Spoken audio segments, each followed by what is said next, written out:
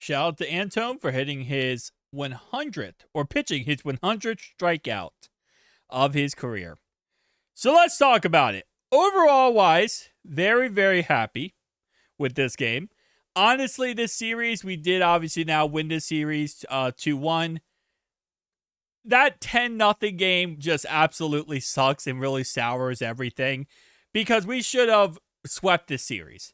This should have been something where we came off of an awful, back-to-back away series versus divisional opponents. We come back home and we take care of business.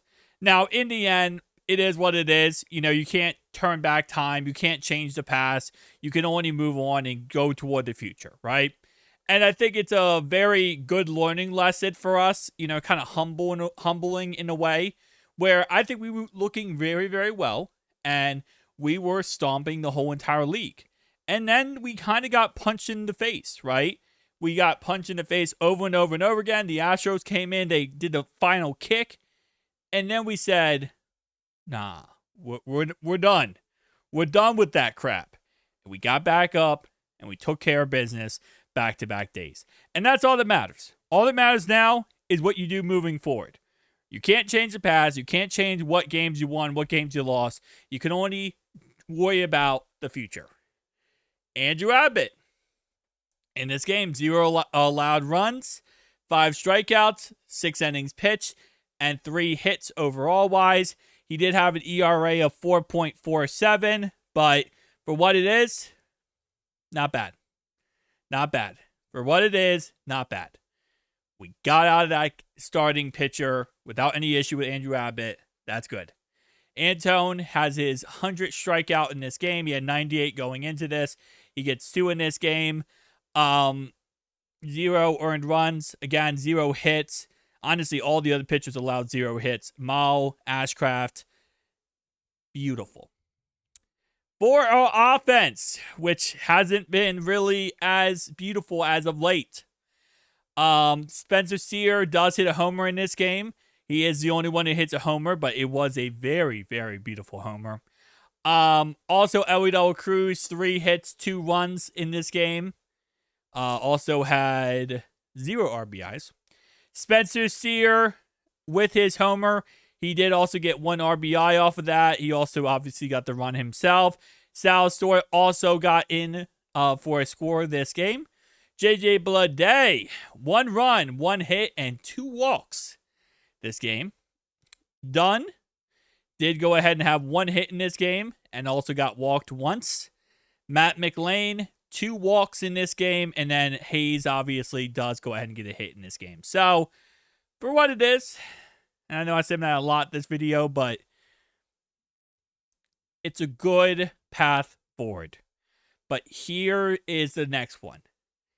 It's going to be the Nationals. So, our next series up is versus the Nationals. We say in Cincinnati, which is good, because I think it's going to be nice to have that long away period, and now we're actually back home.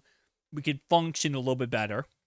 58.4% chance for us to win this game. We do have Brady Singer as our pitcher. 5.63 ERA. He wasn't as bad as Lodolo. So, again, our starting pitching lineup, some of these guys I'm just not as confident in. But you know what? I said the same thing about Andrew Abbott going into the game today. And Andrew Abbott did change my mind, and he showed me I was wrong. So I'm gonna have faith in Brady Singer, but there are times where he can frustrate the living heck out of you, and that's going to make this game very frustrating. The Nationals are 19-22 because they actually are not coming off a good series.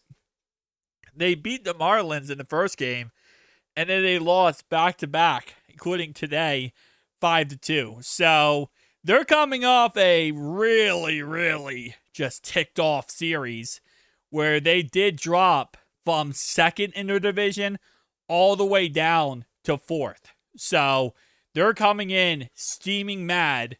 We're coming in feeling confident, right? Because we just had back-to-back wins. But also knowing that, hey, We just came off a butt whooping. We need to get our crap together. So I think this is going to be a clash of two giants going head to head saying, hey, we need to figure some things out. So right now in our division, we are currently last place, mainly because we got absolutely steam piled by Pittsburgh, but also Chicago. But also our division is just so freaking good. I hate how good our division is, but I love it at the same time. I love it from a competitive standpoint because it actually makes the whole situation so much more fun when you have a competitive division. But at the same time, it just sucks that everyone is freaking good, and now we got to deal with that crap every single week. And then we play our division, that's going to be a tough thing to go with. But I guess like most divisions, I mean, right now, is there any division that's like crazy? For the AL, not really. I guess everyone's kind of like, evenly packed up. The East is kind of, the East is actually pretty bad. 27-13, and the next best team is the Phillies at 19-22, and they're actually having a horrific season. So that's okay. And then obviously we have us, and then we have the West. Yeah, I guess the East is the only like really one team is actually taking it out.